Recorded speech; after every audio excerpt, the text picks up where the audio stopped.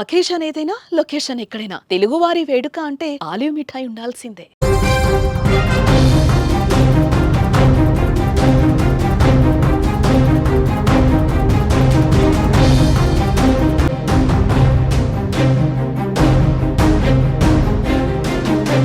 నేడు జాతిని ఉద్దేశించి దేశ ప్రధాని నరేంద్ర మోదీ తొలిసారిగా మాట్లాడబోతున్నారు.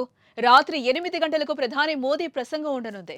ఇకపోతే ఆపరేషన్ సింధూర్ తర్వాత తొలిసారి మోదీ మాట్లాడనున్నారు. అయితే మోదీ ప్రసంగంపై దేశవ్యాప్తంగా ఆసక్తి అయితే నెలకొంది. ఇటు పహల్గాం దాడి తర్వాత ఉగ్రవాదులను ఏరివేయాలనే ఉద్దేశంతో, ఉగ్రవాదంపై భారత్ ఉక్కుపాదం మోపాలనే ఉద్దేశంతో ఆపరేషన్ సింధూర్ మొదలుపెట్టింది. ఇందులో భాగంగా ఉగ్రవాద స్థావరాలపై దాడి చేసింది. ఈ దాడిలో చాలా మంది మోస్ట్ వాంటెడ్ టెర్రరిస్టులు హతమయ్యారు. మరి కొన్ని ఉగ్ర స్థావరాలు నేలమట్టమయ్యాయి. అయితే ఉగ్రవాదులపై దాడిని జీర్ణించుకోలేని దాయాది దేశం మనపై దాడులకు తెగపడింది. దీంతో వారి దాడులకు ప్రతి దాడులు మొదలుపెట్టి పాక్కు గట్టిగా బుద్ధి చెప్పింది. దీంతో కాళ్లబేరానికొచ్చిన పాక్ కాల్పుల విరమణ ఒప్పందానికి అమెరికాతో రాయబారం చేసింది. మొత్తంగా కాల్పుల విరమణకి రెండు దేశాలు అంగీకరించాయి.